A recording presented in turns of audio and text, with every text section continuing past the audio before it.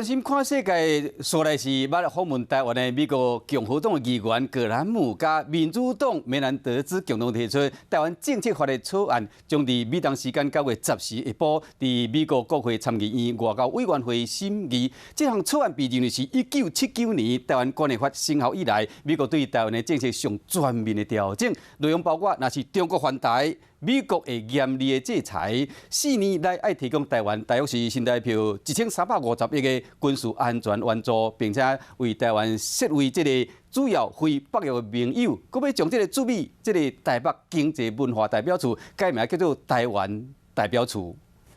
You're a peaceful partner to the United States. To abandon Taiwan would be to abandon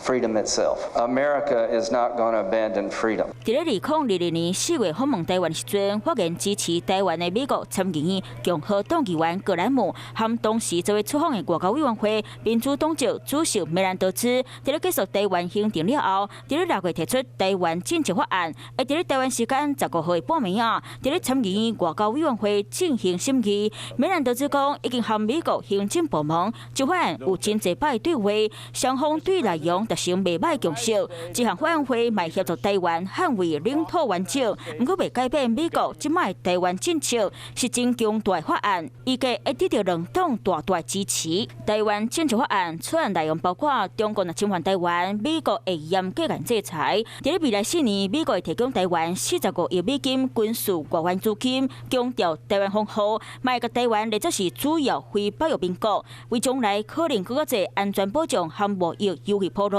另外，推动驻美代表处改名做台湾代表处，进一步提升对台湾国际地位。因为法案砍削的内容真宽，到时阵中国一定会真反对。白宫讲对这个法案部分的内容有问题，白宫国安会战略沟通协调官科比就讲，会继续和国会讨论。We have been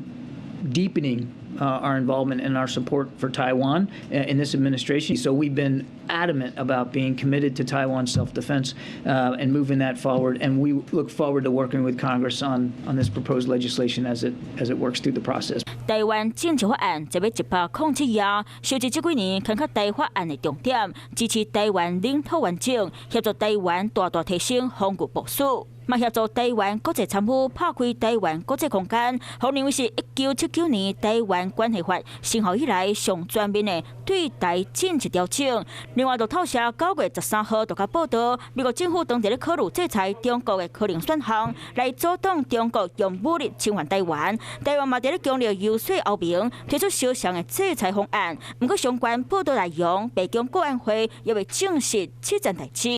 Hello， 大家好，我是乃瑜，要教给大家2个任务。第一个，华视新闻的脸书专页，你按赞了吗？还有华视新闻的 YouTube 频道，赶紧订阅起来，还要记得按赞，开启小铃铛哦。